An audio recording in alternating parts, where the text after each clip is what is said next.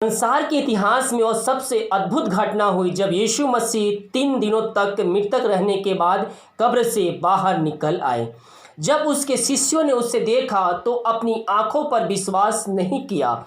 उन्होंने सोचा कि वह एक आत्मा है, परंतु यीशु ने उससे कहा, मेरे हाथ और मेरे पाँव को देखो कि मैं वही हूँ। मुझे छू कर देखो, क्योंकि आत्मा के हड्डी मांस नहीं होता जैसा तुम मुझ में देखते हो। यह कहकर उसने अपने हाथ पांव दिखाए। जब आनंद के मारे उनको प्रतीत ना हुई और वे आश्चर्य करते थे, तो उसने उससे पूछा, क्या यह तुम्हारे पास कुछ भोजन है?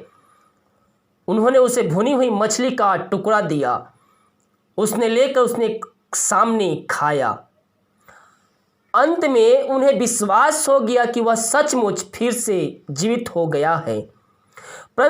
परमेश्वर ने उन्हें अंत जीवन दे दिया है। प्रकाशित वाक्य में यीशु कहते हैं कि देखो, मैं युगायुग जीवित हूँ। यीशु उनके पीछे चलने वाले को जिया उठेगा।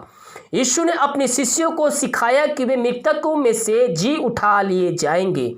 फिर से ऊपर बताए पद को पूरा पढ़िए मेरे पियो। यीशु ने कहा है प्रकाशित वाक्य 1:18 में, मैं मर गया था, अब देखो मैं युगायुग जीविता हूँ और मृत्यु अधोलोक की कुंजियाँ मेरे पास है। अतः यदि आपके पास किसी दरवाजे की कुंजी यानी कि चाबी है, तो इसका मतलब कि आप उस दरवाजे को खोल सकते हैं। यीशु के पास अधोलोक की कुंजियाँ हैं। दूसरे शब्दों में इसका मतलब यह है कि यीशु के पास वह सामर्थ्य है कि वे कब्रों को खोलकर उसमें से सोए हुए मुर्दों को उन्हें स्वतंत्र कर सकता है। यह सामर्थ्य उन्हें परमेश्वर द्वारा दी गई है। यूहन्ना रचित सुसमाचार 5:19 से 29 पढ़ो को पढ़ेंगे तो वहाँ पर हम विशेष रूप से 21 पद पर देखेंगे तो वहाँ पर लिखा है यूहन्ना 5:21 में, जैसा पिता मरे हुओं को उठाता और जिलाता है, वैसे पुत्र भी जिन्हें चाहता है उन्हें जिलाता है। जीवन देने के लिए परमेश्वर ने यीशु मसीह को मनुष्य को फिर से जिलाने की सामर्थ्य दी है। कुछ के बारे में इब्रानियों का लेख बताता है कि विश्वास ही की दशा में मरे और उन्होंने प्रतिज्ञा की हुई वस्तु नहीं पाई, पर उन्होंने दूर से देखकर आनंदित हुए। इब्रानियों 11:13। आगे फिर वह इन लोगों के विषय में बताते हैं कि इन्हें प्रतिज्ञा की हुई वस्तु ना मिली, क्योंकि परमेश्वर ने हमारे लिए पहले से एक उत्तम बात ठहराई कि वे हमारे बिना सिद्धता को ना पहुँचे। इब्रानियों 11:39 और 40 पद में आप ये पाएंगे मेरे प्रियो। हम इन पदों को देखते हैं कि अनंत जीवन का दान परमेश्वर के सब सच्चे भक्तों को एक ही समय दिया जाएगा। पहले विश्वासी लोग फिर इस समय की प्रतीक्षा में थे।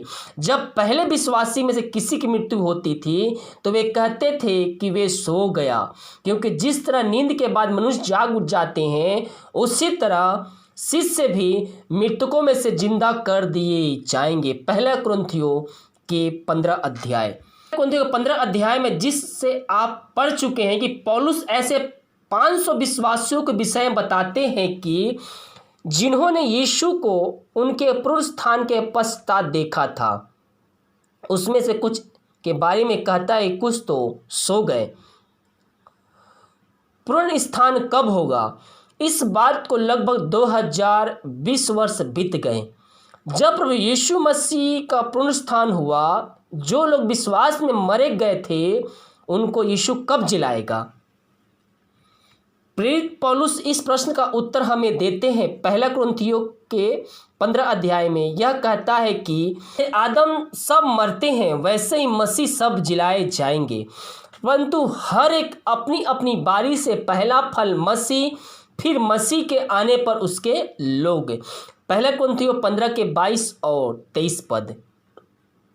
हम देख चुके हैं कि यीशु मसीह परमेश्वर का राज स्थापित करने और पूरी पृथ्वी पर राज्य करने के लिए वापस आ रहे हैं। जब प्रभु यीशु इस राज्य स्थापित करेंगे तो वे मरे हुओं को उठाएंगे। तब वे जो विश्वासी है उन्हें अनंत जीवन दिया जाएगा।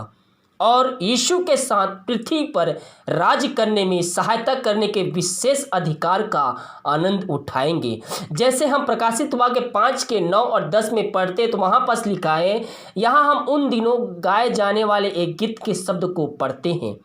तूने वध होकर अपने लहू से हर एक कुल और भाषा और लोग और जाति में परमेश्वर के लिए लोगों को मोल लिया है और उन्हें हमारे लिए परमेश्वर के लिए एक राज्य याचक बनाया और वे पृथ्वी पर राज्य करेंगे।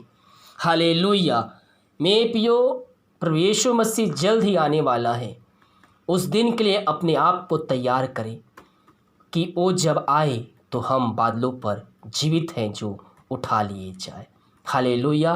वीडियो को लाइक, कमेंट और शेयर कीजिए, सभी जगह शेयर कीजिए ताकि और लोग मसीह यीशु को जान सकें। God bless you.